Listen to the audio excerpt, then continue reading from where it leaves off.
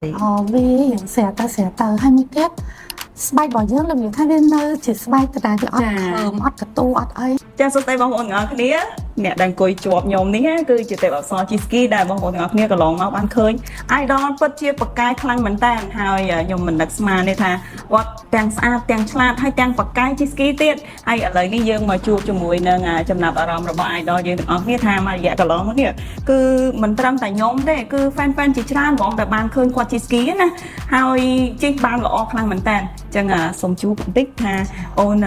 បានហាត់ Chisky នឹងរយៈពេលប្រហែលហើយ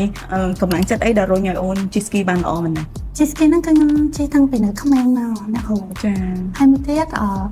ទូហឹង Chisky ហ្នឹងផ្ទុះពេលសាទៅកម្ពុជាចាដោយសារខ្ញុំជាកូនខ្មែរម្នាក់ខ្ញុំចង់បំពេញតួនាទីឲ្យជួយដល់សង្គមចាអូយពិសេសមែនតើដើម្បីបង្ហាញដល់មិនថាតែភ្ញៀវបរទេសឬក៏ប្រជាពលរដ្ឋខ្មែរទេថា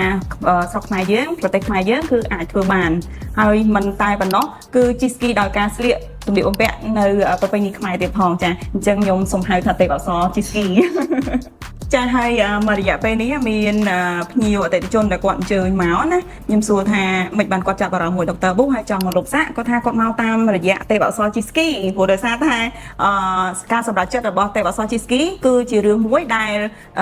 គិតត្រឹមត្រូវហើយបានគាត់អញ្ជើញមកលុបអញ្ចឹងមានន័យថាគាត់ជឿជាក់លើដុកទ័រប៊ូហើយដុកទ័រប៊ូក៏មានសេវាកម្មពិសេសនិងគុណភាពជូនដល់ទេពអប្សរ Chisky ដែរអញ្ចឹងហើយខាងដុកទ័រប៊ូបានទទួលនៅអតិថិជនជាច្រើនដែលគាត់អញ្ជើញមកលុបណាតាមរយៈអូនហើយពីខាង clinic វិញក៏ចង់ដឹងថារយៈពេល2ដងហើយដែលអូនបានទទួលសេវាកម្មនេះតើមានចំណាប់អារម្មណ៍យ៉ាងណាដើម្បីឲ្យបងប្អូនដែលគាត់តាមដានក៏ដូចជាស្គាល់អូនហើយគាត់រងចាំមើលលទ្ធផលដែលអូនបានលុបនេះតើយ៉ាងណាវិញស្នាមរបស់ខ្ញុំនឹងលុបបាន2ដងហើយគឺវាស្រាលបានផាជាចូល35%ណាគ្រូចា35%ដោយសារដូចម្លងច្រើនខែចាដោយសារមានពេលចាក៏ប៉ាត់ខានលុបឡើងចង់3ខែមើលមកទៀងសាក់នឹងផាជាអស់ហ្មងចា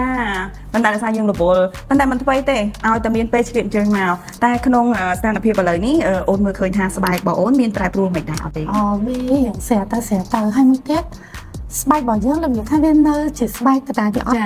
អត់កតូអត់អី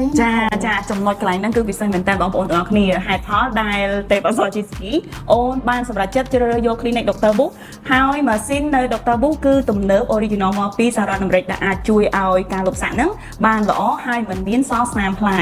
នេះជាចម្លើយមួយដែលត្រឹមត្រូវហើយក៏ជាការរំពឹងទុករបស់អតិថិជនមួយចំនួនធំដែលគាត់ follow តាម Dr. Boo រងចាំមើលថាតើអូនមានការបកស្រាយយ៉ាងណាឥឡូវនេះបានហើយអញ្ចឹងពីខាង clinic ក៏អរគុណចាអរគុណអូនតាដែលមានទំនុកចិត្តដល់ Dr. Boo តោះបងប្អូនទាំងអស់គ្នាកុំឲ្យរងចាំយូរព្រោះដោយសារ